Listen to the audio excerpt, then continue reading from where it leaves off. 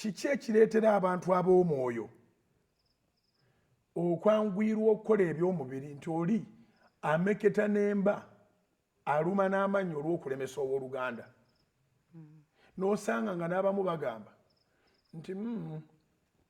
bwe mba nga ndi wakufuna mulimu nandyagadde supervisor wange abeere nga si mulokole.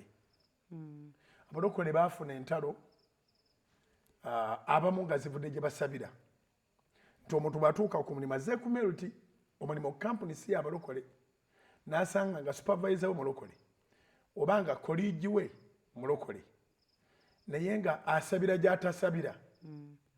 akola sabotage talaba wa luganda ze oba onaze asobola okuleeta emitawaana era batandika okunnyonnyola mukama w'ekitongole atali mulokole ng'ono gy'ava bw'eri kaluti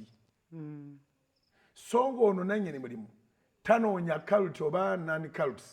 anoonya skills anoonya knowledge anoonya professionalism mu kitongole kye kati ne muddira enjawukana zammwe ate nga muteekeddwa okuba nga temawukana kubanga omwoyo atulaga nti tuli omuntu ogwo omulokozi omu katonda omu omwana wa katonda omu mwoyo mutukuvu ali omu busiru okigadde busiru